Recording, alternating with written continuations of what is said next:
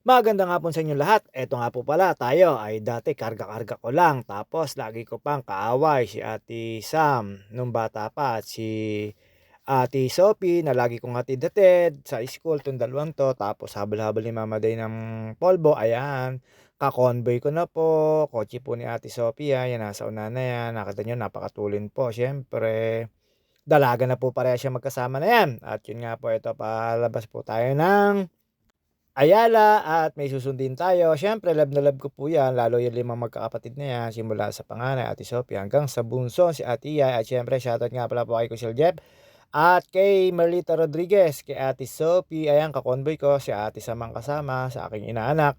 Si Ate Shehin naman ay aking susunduin at siyempre kay Ate Ishi, Ate Iyay, Don Iyay, shoutout sa inyo. At siyempre ito, pagkatapos po niyan, hindi mawawala po ang shoutout natin sa ating family OG, Mama Mia, Danaw Tut, Mary Grace Villapanto, Cheryl Lourdes Pabalate, Dana Hutut, Pare Alvin, Pare Jervis, Elvis Polagaya, JT Tabales, at saka si Armando, Daniel at Jay. At syempre, di mawawala si Pisa Cardo Bernard Sensil at si Sir Gilbert Aguirre at si Mrs. Aguirre at po si sa mga kumpare ko, paring Arnold Labiar, paring Joseph Katapang, paring Eugene Palentino at paring Topper Sarmiento. At yun nga po ito, pa bypass na po tayo, lampas na po tayo sa bypass na yan.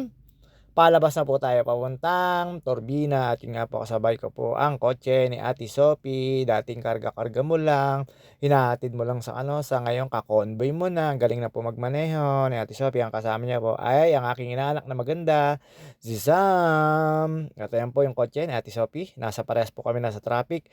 At pumunta po sila sa isang kainan, yung mag-ate, siyempre mag-ate yan, magkasunod yan, magkasundo yan, dalawang yan. At yun nga po, pagkanan po namin dito sa Turbina, siyempre. At kami ay naghiwalay na, dumiretso po ako papunta ng Kanlubang, papunta pong Nubali. At yun nga po, nakita nyo naman po, ang gara po, magpa-placer ka lang, lalabas yung 360 camera.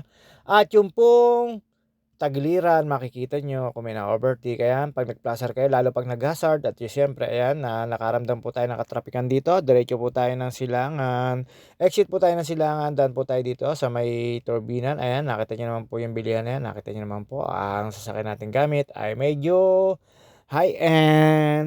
Shoutout nga pala po kay Ate Tess Cuevas Paulagi, Elsie Palentino, Ate Monica Bier. Ayun nga po, tayo ay dire-diretso lang. At sa mga kachismisa natin, si Isabel, at saka si Adreline, si Salsabog, si Salsam, lahat po ng kabataan sa Pansol, at lahat po ng mga tropa natin sa Pansol, at syempre, mga agent, at hindi wag po mawawala sa mga gusto po magpabuhok.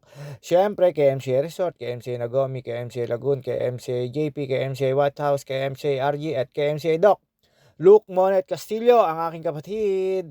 Siyempre doon na kayo magpa-reserve. Alam niyo na, sa mga gusto pong mag-vacation at sa mga gusto pong maligo dito sa mga resort dito sa amin sa Calamba, ay na po, siyempre marami rin po ng mga agent dito. At magtiwala lang po kayo sa mga legit agent o legit internet provider na agent. At yun nga po, ito, nakaramdam na po tayo nakatrapikan dito, pero ang haba po ng traffic, ayan.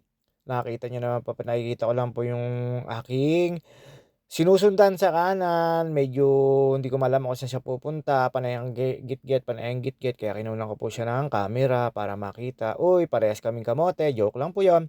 At paglampas po diyan, ayan, kanan po tayo, kita niyo naman po, yung view ng camera pagka nag-placer kayo. Ayan, syempre, pasok na po tayo ng expressway. Dito po sa expressway, Calamba, ayan, may vertical clearance na po para sa mga malalaking sasakyan po yan. Pagka sumayad po yan, hindi kayo pwede po dyan. At papaalala ko lang po dito, pagka kayo po ay mag-e-entry, wag na wag po kayong basta-basta didiretso. Kung naka-red, hayaan nyo lang po na naka-red, basta magpo-full stop po kayo dito kasi macha-charge kayo ng dulo sa dulo. Medyo malaki po macha-charge sa ID nyo. Kaya yun, kailangan nyo rin pong tumigil kahit naka-red po siya or mag-green. Kailangan nyo lang pong tumigil at magpa-picture dun sa camera nila para hindi po kayo ma-charge ng dulo sa dulo na entry. Ay nga po ito, syempre, kaliwa na po tayo dyan. Lalagay na po tayo sa slow lane na mga sasakyan kasi hindi naman po tayo nagmamadali. At yun nga po, inaantay naman po tayo na ating susunduin. Syempre, love ko yung mga baby na ni Merlita, yung 5. Kaya ayun, ito may request at sinundo po natin. Ang susunduin ko naman po ngayon ay si Ate Shihing Buding. At yun nga po, ito, dire-diretso po tayo. Syempre, nasa magandang paralan po sila. hindi ko po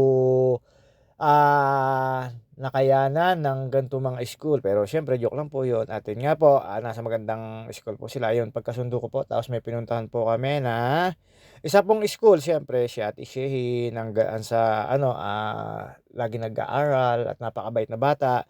Lalo po 'yung magkakapatid na 'yan na 5, ang babait po, puro po at popo ang maririnig niyo sa kanila. At siyempre eto nasa highway na po tayo, nag-aantay na po tayo diyan. Nakikita niyo naman po, oh. Yung seating capacity niya puro one-seater lang o one-seater nga ba po tawag diyan? Siyempre habang nasa traffic tayo dadaan po tayo sa Calmar Way at yun nga po dun tayo dumaan sa may silangan tapos then pagkarating po natin sa Calmar Way dire-diretso lang po, pasok na po tayo dito sa stop, first go.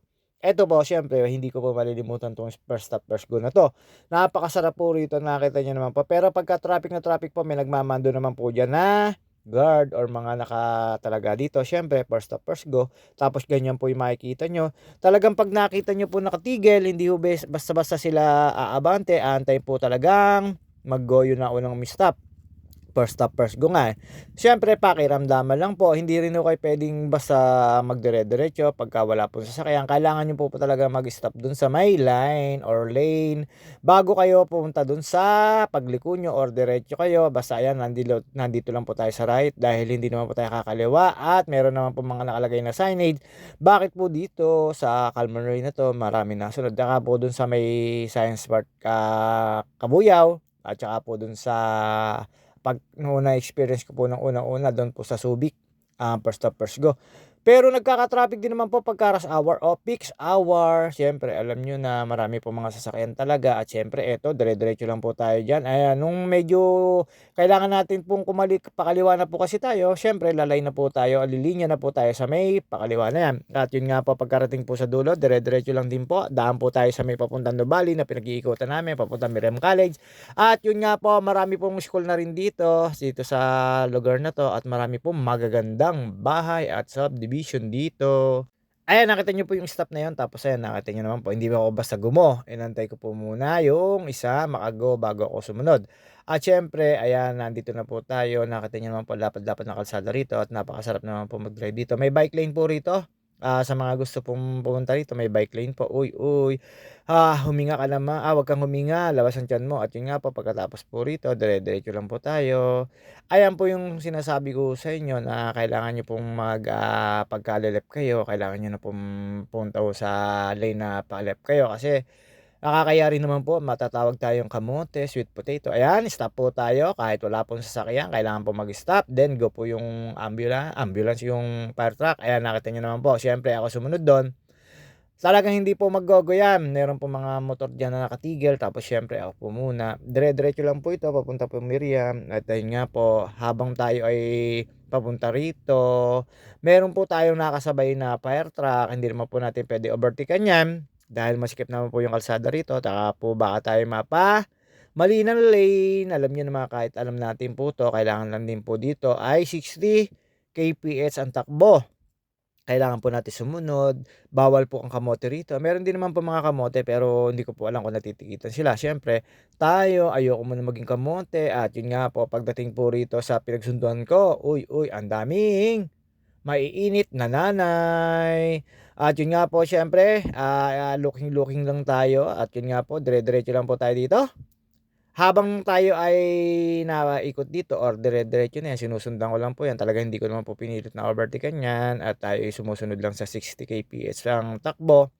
At nung nakita ko po yung magkaka-intersection, siyempre didiretso po tayo, dito po tayo kakaliwa kaya medyo nag-lane na po tayo dito.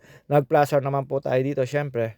Ang sarap lang po na sumunod sa batas dito, hindi ko kayo matatawag na kamote o sweet potato, pero sa lahat po ng mga ka-driver ko, kabisikleta or ka-ano, sa mga laging nasa kalsada, yung mga nabiyahe, yung mga pampasahero, 'wag na po tayong mainit ang ulo, maging ano lang po tayo, ayan first stop, first go po tayo. Ayun siyempre paabantayin po natin muna 'yan, then ako naman po kasi wala naman po mga sasakyan dun sa kabila na intersection. At gano'n lang po kasarap dito dumaan, siyempre kokonti pa naman po yung mga sasakyan dito, wala naman pong public utility vehicles dito, wala naman pong pampasada, puro pang private vehicles kaya ang traffic smooth na smooth lang. Wala pong masyadong ka-traffic dito, solo-solo lang din po kayo kahit siguro magsabay-sabay yung mga taga rito hindi ho magkaka-traffic ng husto maliban lang pagka malapit na ho kayo sa mga intersection or malapit na kayo sa mga mall na pupuntahan niyo. At siyempre ayan, first stop first go pa rin diyan, ingat-ingat lang po, then lalabas po tayo dito sa Calmar Industrial Park, then eto na po tayo, papunta na po tayo ng Miriam College, papunta na po tayo sa school ng ating susunduin at yun nga po dire-diretso lang po, eto dito na po kami nagbabike noon. Paikot lang naman po 'to. Pag dumiretso lang po kayo dito, may exit po rito papuntang Suplang. Pero hindi po nakaka-exit dito, pinagbabawalan po ng guard. Napakalaki po nitong subdivision na 'to, exclusive at napakaganda po ng mga subdivision dito. Pag bumili po kayo dito ng mga kalupaan, alam niyo na medyo mahalay. Ako po hindi ako makakabili dito, lupa sa paso at bahay sa paso, 'yun baka mabili ko po. Siyempre eto medyo may kainitan lang at alam niyo na po dire-diretso lang 'yan. Paikot lang naman po 'to, then pagka po may marami pa rin nung subdivision dito papunta po ng Tagaytay, meron pong daan dito na dating dinadaanan namin sa may lang po. Tapos, meron po ditong daan din papunta po ng Babuyan. Marami pong daan dito pero kailangan nyo lang po ng mga sticker at saka hindi po kayo basta palalabasin ng mga guard dito. Mahigpit po yung mga guard dito. Kailangan din po ng mga sticker ng subdivision dito. Then saka syempre dun sa school, libre naman po yung mga sticker sa school. Hindi pala, pwede ho kayong bumili ng sticker ng school para makapasok po kayo. Then pagka naman po kilala na kayo ng mga guard, alam nyo na hindi na po nyo kailangan ng sticker. Joke lang din po yun, pero kailangan nyo pa rin bumili. Dito po ako duman sa may kabila, hindi po ako duman sa may kabilang entry. Dito po tayo sa may, di ko alam kung likod o harap, tagiliran pa pala po yung isang entry, yung pinagpicturean ko na may bike ako. Ito, ang haba po nitong babaykin nyo. Medyo slight pa ahon to. Kumbaga sa bike, medyo nakailang gradient to o 3 or 5 gradient ang tawag. Pero ako, syempre, hindi ko po alam kung ilang gradient yan. Ayan, yung kanan na po yan. Papunta po Nubali yan. Lampas lang po tayo dito. May nakasabay po ako dyan. Kala ko po papasok. Bilusinahan ko na. Inilawan ko na. Pero yung ginuso pa rin. Syempre, alam nyo na, pinagbigyan na lang po natin. Tapos, nung nakaliko na siya, tsaka po siya nagbigay. Uy, sana all. Syempre, tayo ay smooth drive lang. Dire-diretso lang po tayo. Eto, nakita nyo naman po, wala akong ka-traffic, pero napakainit lang po dito. Siguro darating ang panahon pagka matataas na yung puno na yan, ay lalamig na po. At alam niyo naman po dito, syempre, marami po nung nakita ko po, ang dami na po pala nag-aaral dito at ang dami na rin po mga estudyante. At yun nga po, syempre, meron tong grade school at meron pong, kumbaga dati sa high school o senior high. Ayun po, syempre, alam niyo naman, dito po, pagtambay ko po, habang inaantay ko po, di ko po alam na nandun na po pala sa lobby ang aking inaantay. Ayun nga po, nung nakita ko na, syempre, sabay sibat, ayan, MZ, school, Nubali. Pasok lang po tayo. Ayan, nakita nyo lang po kung gaano kaganda ang school nila. Pag dito ka po talaga nag-aral, mano-nosebleed ka. Dahil po talaga naman ang aral dito ay medyo high class. Alam nyo na, syempre na pagka nakakausap ko po naman yung mga sinusundo ko, nosebleed minsan, pero minsan hindi naman po. Pero mababait naman po yung mga kids, lalo na po yung 5 kids na yon. At syempre pagkatapos ko po rito, hanap lang po tayo ng parking. Hindi ko po alam na nasa lobby na. Then nasa lobby na.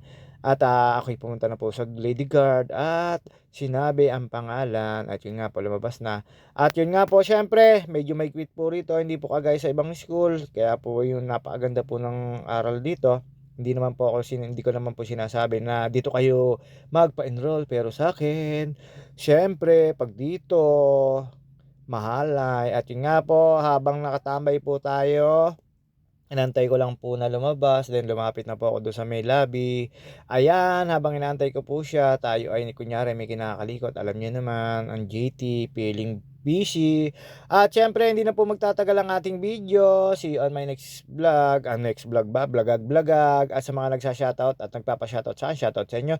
At sa mga bagong followers at pinapalo ko, shoutout sa inyo. Maraming salamat. Medyo dumami na po yung followers ko, kundi dahil sa inyo. CMI, count me in. Thank you so much.